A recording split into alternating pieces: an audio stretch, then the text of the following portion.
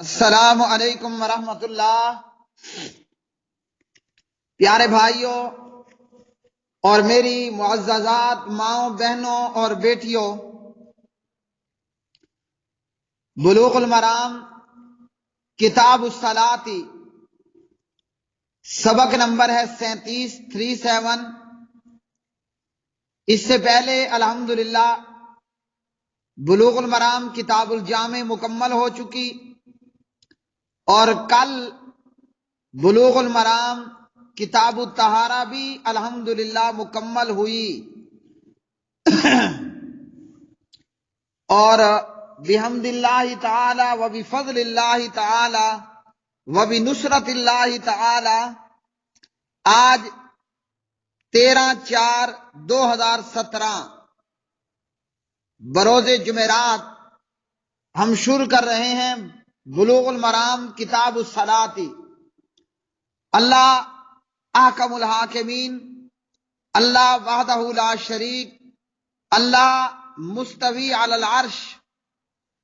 اللہ رب رحمان سے میں دعا کرتا ہوں کہ رب کائنات کتاب الجامع اور کتاب الطہارہ کی طرح کتاب الصلاۃ کو بھی صحیح طور پر بیان کرنے، سمجھانے، سمجھنے اور اس پر عمل پیرا ہونے کی توفیق عطا فرمائے، اور آگے بقایا بلوغ المرام کو بھی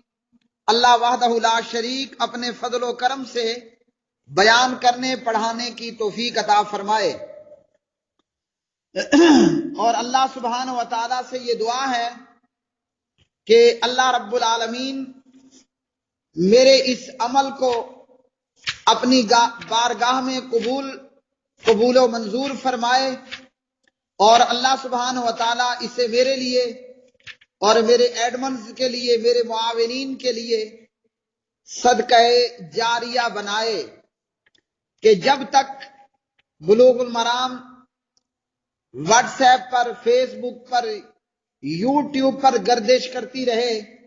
اللہ ہماری زندگیوں میں بھی اور ہمارے مرنے کے بعد بھی اس بیان کرنے کو، نبی علیہ الصلوۃ والسلام کی احادیث کو عام کرنے کو ہمارے لیے نفع اور خیر کا باعث بنائے۔ پیارے نبی علیہ الصلوۃ والسلام نے فرمایا، الا انی اوتیت الکتاب ومثلہ معہ، الا انی اوتیت القرآن مثلہ معہ، اچھی طرح سن لو، مجھے کتاب قرآن مجید بھی عطا ہوا اور اس کی مثل سنت بھی مجھے عطا کی گئی ہے۔ مسند امام احمد۔ پیارے نبی علیہ الصلوۃ والسلام نے فرمایا، نظر اللہ امرأن، اللہ سبحانہ و تعالی اس شخص کو تر و تازہ رکھے، سمع منا حدیثا، جس نے ہم سے کوئی حدیث سنی اور پھر اسے یاد کر کے لوگوں تک پہنچا دیا۔ اللہ سبحانہ و تعالی ایسے شخص کو تر و تازہ، سرسبز و شاداب رکھے۔ سنن ابی داؤد۔ تو میں اللہ رب رحمان سے یہ دعا کرتا ہوں کہ اللہ سبحانہ و تعالی حدیث رسول صلی اللہ علیہ وسلم کو، سنت رسول صلی اللہ علیہ وسلم کو واٹس ایپ، فیس بک اور یوٹیوب پر شیئر کرنے اور عام کرنے کے بدلے اللہ ہماری زندگیوں کے اندر بھی، بیویوں کے اندر بھی، بچیوں کے اندر بھی سرسبز و شادابی لائے۔ اللہ ہماری قبر کو ان نیک اعمال کے بدلے روشن کرے، اور قیامت کے دن ان نیک اعمال کو ہمارے لیے نور بنائے اور ہماری فلاح و بہبود کا ذریعہ بنائے۔ بسم اللہ الرحمن الرحیم۔ باب کتاب الصلاۃ، باب المواقیت، نماز سے متعلق احکام و مسائل اور نماز کے اوقات کا، وقتوں کا بیان۔ عن عبداللہ بن عمرو رضی اللہ تعالی عنہما ان النبی صلی اللہ علیہ وسلم قال، وقت الظہر اذا زالت الشمس وَكَانَ ظِلُّ الرَّجُلِ كَطُولِهِ مَا لَمْ يَحْضُرِ الْعَصْرُ وَوَقْتُ الْعَصْرِ مَا لَمْ تَصْفَرَّ الشَّمْسُ وَوَقْتُ صَلَاةِ الْمَغْرِبِ مَا لَمْ يَغِبِ الشَّفَقُ وَوَقْتُ صَلَاةِ الْعِشَاءِ إِلَى نِصْفِ اللَّيْلِ الْأَوْسَطِ وَوَقْتُ صَلَاةِ الصُّبْحِ مِن طُلُوعِ الْفَجْرِ مَا لَمْ تَطْلُعِ الشَّمْسُ رواہ مسلم وَلَهُ من حدیث بریدہ فی العصر والشمس بیضاء نقیۃ ومن حدیث ابی موسیٰ والشمس مرتفعۃ۔ جناب عبداللہ بن عمر رضی اللہ تعالی عنہما راوی ہے، نبی کریم صلی اللہ علیہ وسلم نے فرمایا نماز ظہر کا وقت زوال آفتاب سے آدمی کا سایہ اس کے برابر ہونے تک ہے جب تک کہ عصر کا وقت شروع نہ ہو، اور عصر کا وقت سورج کی رنگت زرد ہو جانے تک رہتا ہے، اور نماز مغرب کا وقت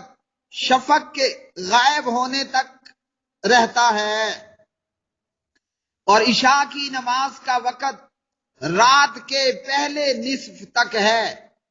اور نماز فجر کا وقت صبح صادق کے طلوع سے شروع ہو کر طلوع شمس تک رہتا ہے۔ اسے مسلم نے روایت کیا، اور مسلم ہی میں حضرت بریدہ رضی اللہ تعالی عنہ سے روایت ہے عصر کی نماز کے تعلق سے سورج سفید اور بالکل صاف حالت میں ہو، یعنی زردی میں داخل نہ ہو، اور حضرت ابو موسیٰ رضی اللہ تعالی عنہ سے روایت کہ آفتاب بلند ہو، یعنی غروب کی طرف مائل نہ ہو۔ میرے پیارے بھائیوں اور میری بہنوں، صحیح مسلم کی ان روایات میں ہمیں نمازوں کے اوقات کا علم ہوا، نمازوں کے اوقات کا علم ہوا۔ مواقیت میقات کی جمع ہے، اس سے مراد وہ وقت محدود ہے جو کسی کام کے لیے مقرر کیا جائے بلحاظ زمان یا مکان۔ یہاں اس سے مراد نمازوں کی ادائیگی کے لیے اللہ رب العالمین کا مقرر و متعین وقت ہے۔ تو نبی علیہ الصلوۃ والسلام نے ان روایات کے اندر ہمیں نمازوں کے اوقات بتائے، نمازوں کا وقت بتایا، پانچوں نمازوں کے وقت اوقات ان روایات کے اندر بیان کر دیے گئے۔ تو نبی علیہ الصلوۃ والسلام نے نماز ظہر کا وقت ہمیں بتایا اذا زالت الشمس، جب سورج زوال پذیر ہو، یعنی آسمان کے عین درمیان سے مغرب کی جانب، غروب کی جانب ڈھل جائے، یہ نماز ظہر کا وقت شروع ہو جاتا ہے۔ جیسے ہی سورج زوال پذیر ہو جائے، مغرب کی طرف ڈھل جائے، تو نماز ظہر کا وقت شروع ہو جاتا ہے۔ کب تک رہتا ہے؟ اس وقت تک ظہر کی نماز کا وقت رہتا ہے کہ انسان کا سایہ اپنے قد کے برابر ہو، اس وقت تک ظہر کا وقت رہتا ہے، یعنی جب ہر چیز کا سایہ اصل چیز کے قد برابر ہو جائے، جب تک کہ نماز عصر کا وقت نہ ہو، یعنی آدمی کا سایہ اس کے قد کے برابر ہونے کے ساتھ عصر کا وقت شروع نہ ہو جائے۔ تو جب ہر چیز کا سایہ اس کے قد برابر ہو جائے گا تو ظہر اینڈ ہوگی اور عصر کی ابتدا ہو جائے گی۔ اسی طرح نماز مغرب کے تعلق سے فرمایا کہ غروب آفتاب کے بعد آسمان پر جو سرخی نمودار ہوتی ہے، تو غروب آفتاب کے بعد سے نماز مغرب کا وقت شروع ہو جاتا ہے، اور فرمایا الی نصف اللیل الاوسط، تو نماز مغرب کا وقت شفق کے غائب ہونے تک باقی رہتا ہے، اور عشاء کی نماز کا وقت رات کے پہلے نصف تک ہے، الی نصف اللیل الاوسط، عشاء کی نماز کا وقت رات کے پہلے نصف تک ہے۔ نماز عشاء کا آخری وقت کون سا ہے، اس میں مختلف آراء ہیں۔ جمہور علماء فرماتے ہیں کہ عشاء کا وقت طلوع فجر تک ہے، اور اس حدیث میں جو بیان ہوا اس سے مراد مختار وقت ہے، اور بعض کا یہ قول ہے کہ آدھی رات تک نماز عشاء کا وقت ختم ہو جاتا ہے جب آدھی رات ہو جائے۔ یہ وہ اوقات ہیں نمازوں کے جو مختار وقت ہیں، پسندیدہ وقت ہیں کہ اول وقت کے اندر نماز پڑھنا۔ اب اس حدیث سے ظہر کا وقت بتایا گیا کہ ایک مثل تک رہتا ہے، اس کے بعد عصر کا وقت شروع ہو جاتا ہے، اور یہی کہنا ہے امام شافعی علیہ الرحمہ، امام مالک علیہ الرحمہ، امام احمد ابن حنبل رحمت اللہ علیہ، قاضی امام ابو یوسف، اور اسی طرح امام ظفر رحمہم اللہ تعالی، امام ابو یوسف اور امام ظفر رحمہم اللہ تعالی دونوں امام ابو حنیفہ رحمہ اللہ کے شاگرد رشید ہیں۔ تو امام شافعی، امام مالک، امام احمد، امام ابو یوسف اور امام ظفر، ان تمام کا یہی کہنا ہے کہ ظہر کا وقت ایک مثل تک رہتا ہے، اس کے بعد نماز عصر کا وقت شروع ہو جاتا ہے۔ اور امام ابو حنیفہ رحمہ اللہ سے بھی ایک روایت اس طرح ہے کہ ظہر کا وقت ایک مثل سائے تک رہتا ہے، اور اس کے بعد جو ہے وہ عصر شروع ہو جاتی ہے۔ لیکن ان کی طرف، امام ابو حنیفہ رحمہ اللہ کی طرف جو روایت منسوب کی جاتی ہے وہ یہ کہ دو مثل، یعنی ظہر کے بعد ظہر کا وقت دو مثل سائے تک رہتا ہے، اور اس کے بعد عصر شروع ہوتا ہے، عصر کی نماز کا وقت شروع ہوتا ہے۔ مگر کسی صحیح مرفوع حدیث سے دو مثل تک ظہر کا وقت ثابت نہیں ہے۔ امام شافعی علیہ رحمہ فرماتے ہیں کہ شفق سے مراد وہ سرخی ہے جو غروب شمس کے ساتھ آسمان پر افق پر نمایاں ہوتی ہے۔ اسی طرح طلوع آفتاب کے وقت اور غروب آفتاب کے وقت، جب سورج طلوع ہو رہا ہے، سورج غروب ہو رہا ہے، اس وقت میں بھی نماز پڑھنا ممنوع ہے، کیونکہ اس وقت سورج شیطان کے دو سینگوں کے بیچ میں طلوع ہوتا ہے، اور آفتاب پرستوں، سورج کی پرستش کرنے والوں کی عبادت کا مخصوص وقت بھی یہی ہے۔ تو اس لیے طلوع آفتاب اور غروب آفتاب کے وقت میں نماز نہیں پڑھنی۔ تو نماز عصر کا مختار وقت کہ جب ہر چیز کا سایہ ایک مثل ہو جائے، اب ظہر ختم اور عصر کا وقت شروع ہو چکا ہے، اور پھر آگے احادیث امیدیں آئیں گی کہ جن سے ہمیں یہ پتہ چلے گا کہ نبی علیہ الصلاۃ والسلام، بلکہ یہ آگے حدیث آ رہی ہے کس وقت میں نماز عصر پڑھا کرتے تھے۔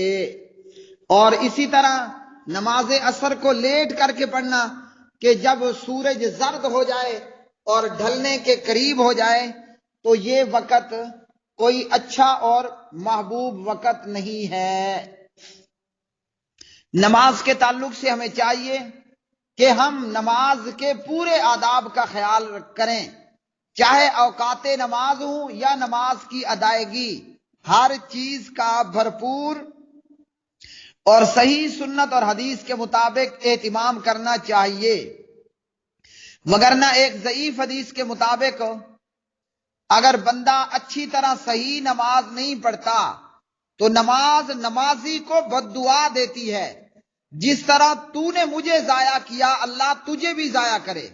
روایت سندن ضعیف ہے، لیکن دیگر احادیث سے یہ بات ثابت ہے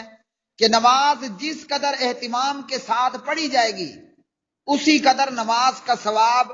بڑھتا جائے گا، اور انشاءاللہ اللہ وحدہ لا شریک کی مدد سے یہ تمام باتیں 21 اپریل اکاڑا کے جمعے میں انشاءاللہ بیان ہو پائیں گی۔ تو نماز اگر صحیح وقت اور صحیح ادائیگی کے ساتھ نہ پڑھی جائے تو نماز کا ثواب کم سے کم ہوتا چلا جاتا ہے، اور جس قدر نماز کو صحیح وقت میں بر وقت ادا کیا جائے اور صحیح آداب کے ساتھ ادا کیا جائے تو صحیح حدیث کے مطابق ثواب میں اضافہ ہوتا ہے، اور ضعیف حدیث کے مطابق اگر نماز کو ضائع کر کے پڑھا جائے، بھلے وہ نماز کے اوقات ہوں یا نماز کی ادائیگی، تو ایسی نماز نمازی کو بد دعا دیتی ہے۔ اور ایک اور حدیث کے مطابق کہ چوروں میں سب سے برا چور وہ ہے جو نماز کی چوری کرتا ہے، اب بھلے وہ وقت کی چوری کرے یا رکوع سجود پورا نہ کرے۔ تو اور افسوس کے ساتھ یہ بتانا پڑتا ہے، مریض کی نشاندہی کرنا بھی ضروری ہے، بھلے کسی کو یہ بات اچھی نہ لگے، نماز کی چوری ہو، چاہے رکوع سجدے کا پورا نہ کرنا ہو، صف بندی کا صحیح اہتمام نہ کرنا ہو، نماز کو اول وقت میں ادا نہ کرنا ہو، نماز کی چوری، نماز کی خرابی، نماز کے آداب کو پورا نہ کرنا، یہ بیماری بدرجہ عتم دیوبندی اور بریلویوں کی نمازوں کے اندر موجود ہے۔ اور ضعیف حدیث کے مطابق کہ ایسی نماز نمازی کو بد دعا دیتی ہے، اللہ تجھے ضائع کرے جس طرح تو نے مجھے ضائع کیا ہے۔ اگلی حدیث، عن ابی برزۃ الاسلمی رضی اللہ تعالی عنہ قال کان رسول اللہ صلی اللہ علیہ وسلم یصلی العصر ثم یرجع احدنا الى رحلہ فی اقصى المدینہ والشمس حیۃ وکان یستحب ان یؤخر من العشاء وکان یکرہ النوم قبلها والحدیث بعدها وکان ینفتل من صلاة الغداة حین یعرف الرجل جلیسہ وکان یقرأ بالستین الی المئہ متفق علیہ۔ وعندہما من حدیث جابر رضی اللہ تعالی عنہ والعشاء احیانا یقدمها واحیانا یؤخرها اذا رآہ مجتمع عجل واذا رآہم ابطأ اخر والصبح کان النبی صلی اللہ علیہ وسلم یصلیها بغلس ولمسلم من حدیث ابی موسیٰ رضی اللہ تعالی عنہ فاقام الفجر حین انشق الفجر والناس لا یکاد یعرف بعضهم بعضا۔ جناب ابو بردہ اسلمی رضی اللہ تعالی عنہ راوی ہیں، نبی صلی اللہ علیہ وسلم نماز عصر پڑھاتے، پھر ہم میں سے ایک آدمی اپنے گھر لوٹتا جو مدینے کے آخری کنارے پر ہوتا، یعنی مسجد نبوی سے کافی دور اس نمازی کا گھر، اور ابھی سورج زندہ روشن اور صاف ہوتا۔ مسجد نبوی میں نمازی نماز پڑھتا، مدینے کے کنارے میں، مدینے کے مضافات میں اپنے گھر واپس آ جاتا اور ابھی سورج زندہ روشن ہوتا۔ آپ نماز عشاء کو، نبی صلی اللہ علیہ وسلم نماز عشاء کو لیٹ کر کے پڑھنا پسند فرماتے، اور نماز عشاء سے پہلے سونے کو، نیند کرنے کو، اور نماز عشاء کے بعد غیر ضروری باتیں کرنے کو ناپسند فرماتے۔ نماز عشاء سے پہلے نیند کرنے کو ناپسند کرتے، اور نماز عشاء کے بعد غیر ضروری باتیں کرنے کو بھی ناپسند فرماتے۔ اور نبی صلی اللہ علیہ وسلم نماز فجر سے ایسے وقت میں فارغ ہوتے جبکہ نمازی اپنے ساتھ والے شخص کو پہچان لیتا، اور عموماً آپ علیہ الصلوۃ والسلام نماز فجر میں 60 سے لے کر 100 تک آیات تلاوت کرتے تھے۔ اور بخاری مسلم ہی کی ایک اور روایت میں جابر رضی اللہ تعالی عنہ راوی ہیں کہ آپ صلی اللہ علیہ وسلم نماز عشاء کبھی جلدی پڑھ لیتے اور کبھی تاخیر سے ادا کرتے۔ جب آپ دیکھتے کہ نمازی جمع ہو گئے تو جلد پڑھا دیتے، اور اگر دیکھتے کہ نمازیوں نے آنے میں دیر کر دی تو آپ تھوڑا نماز عشاء کو لیٹ کر دیا کرتے تھے۔ البتہ صبح کی نماز آپ صلی اللہ علیہ وسلم اندھیرے میں پڑھتے، اور مسلم میں ابو موسیٰ رضی اللہ عنہ راوی ہیں، آپ علیہ الصلوۃ والسلام نے فجر کی نماز صبح صادق طلوع ہوتے ہی شروع فرما دی، یہاں تک کہ اندھیرے کی وجہ سے صحابہ ایک دوسرے کو پہچان نہیں سکتے تھے۔ تو محترم میرے بھائیوں اور میری بہنوں، اس حدیث سے ہمیں یہ معلوم ہوا کہ نبی علیہ الصلوۃ والسلام نماز عصر کو اول وقت میں ادا کرتے، اور صحابی اول وقت پڑھنے میں دلیل دیتا ہے کہ ہم مسجد نبوی میں نماز ادا کر کے دور مدینے کے قریبی آخری کنارے پر، مدینے کے کناروں پر موجود اپنی بستی میں مضافات میں پہنچ جاتے، اور ابھی سورج زندہ ہوتا۔ اور یہاں پاکستان ہندوستان میں بریلوی دیوبندی نماز عصر پڑھتے ہیں، ابھی گھر آ کر قریب محلے میں، دور مت جائیے، اپنے محلے میں غریب گھر آ کر ایک پیالی چائے پیتے ہیں اور نماز مغرب کا وقت ہو چلتا ہے۔ تو یہ بھی نماز کی ایک چوری ہے، نماز کو وقت پر بر وقت ادا نہ کرنا، یہ نماز کی چوری ہے۔ اور پھر دیگر آیات قرآنیہ اور احادیث میں یہ بات موجود ہے کہ منافق نماز کو لیٹ کر کے پڑھتا ہے۔ یہاں اگر اہل الحدیث ہندوستان پاکستان میں بر وقت اذان دیں نماز عصر کی، جیسے ہمارے ہاں ڈیرہ اسماعیل خان میں نماز عصر کا وقت تقریباً 3:35 پہ شروع ہو رہا ہے، جب ہم اول وقت میں اذان دیں تو الٹا ہمیں جو ہے حیران و پریشان نظروں سے دیکھا جاتا ہے کہ مولوی صاحب کو پتہ نہیں نیند نہیں آ رہی ہوگی کہ اتنی جلدی اذان دے ڈالی۔ اور یہاں اہل الحدیث پر اعتراض ہی اعتراض، اور جب حج عمرے پہ جاتے ہیں تو الحمدللہ چونکہ حرمین کی امامت اللہ نے اہل الحدیث کے سپرد کی ہے، جیسا کہ عبد الرحمن السدیس اور اب یہ موجودہ چند دن پہلے آنے والے کعبہ کے امام، اس سے پہلے آنے والے کعبہ کے امام، کہ جنہوں نے کہا کہ اہل الحدیث ہونا ایک شرف ہے، ایک سعادت ہے، تو وہاں حرمین میں یہی دیوبندی بریلوی پھر چپ کر کے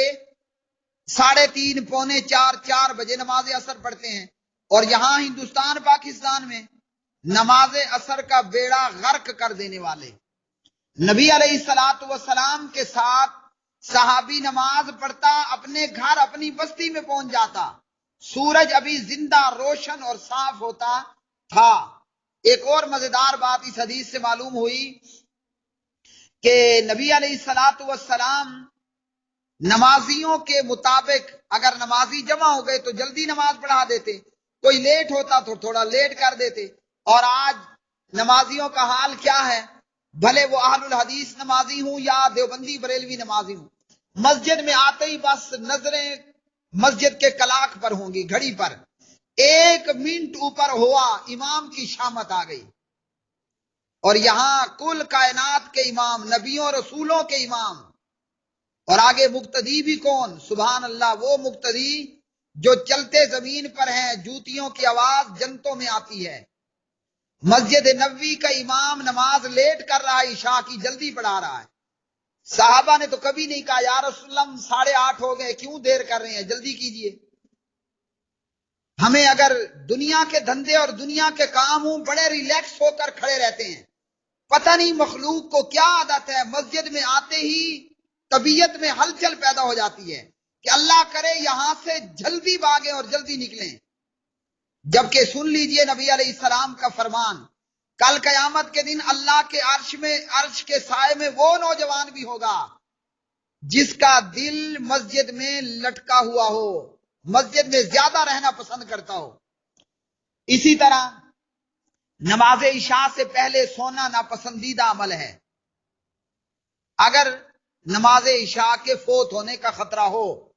اگر اہتمام کر کے سوئے، الارم لگا کر کسی بندے کو کہہ کر کہ بر وقت مجھے جگا دینا ہے، تو پھر سویا جا سکتا ہے۔ نماز عشاء کے بعد فضول گپے نہیں ہانکنی، کوئی کام کی بات ہو تو کیجئے، وگرنہ سو جائیے۔ اسی طرح نبی علیہ الصلوۃ والسلام نماز فجر میں 60 سے لے کر 100 تک آیات تلاوت کیا کرتے تھے، 60 سے لے کر 100 تک۔ اگر آیتیں لمبی ہوتی تو 60 کر لیتے، اور اگر چھوٹی آیتیں ہوتی تو پھر 100 تک آیات کر لیا کرتے تھے۔ اور نبی علیہ السلام نماز فجر اندھیرے میں پڑھتے۔ آج اگر مولوی صاحب 60 آیتیں یا 100 آیتیں پڑھنے لگ جائے تو مقتدی کیا کہتے ہیں کہ جناب اتنی لمبی نماز۔ مجھے یاد ہے میں نے اپنی مسجد میں کافی عرصہ پہلے رمضان کے مہینے میں مغرب کی نماز پڑھائی تو ایک مقتدی کہنے لگا کہ جناب اتنا لمبا رکوع، میری تو افطاری باہر نکلنے لگی تھی۔ انا للہ و انا الیہ راجعون۔ اور اگر آج امام 100 سے 60 آیتیں پڑھنے لگ جائے تو مسجدیں امید ہے مزید ویران ہو جائیں گی۔ لا حول ولا قوت الا باللہ، الا یہ کہ اللہ کے اچھے بندے موجود ہیں۔ تو نبی علیہ الصلوۃ والسلام نماز فجر اندھیرے میں پڑھتے، اندھیرے میں شروع کرتے تھے۔ اور یہاں بھی نماز فجر اس وقت پڑھتے ہیں ہم جب خوب روشنی ہو چکی ہوتی ہے۔ تو یہ بلوغ المرام کتاب الصلاۃ باب المواقیت سبق نمبر 37 تھا۔ اللہ سبحانہ و تعالی ہم جو کہیں، جو پڑھیں، جو سنیں، اس پر عمل پیرا ہونے کی توفیق عطا فرمائے۔ وآخر دعوانا ان الحمد للہ رب العالمین۔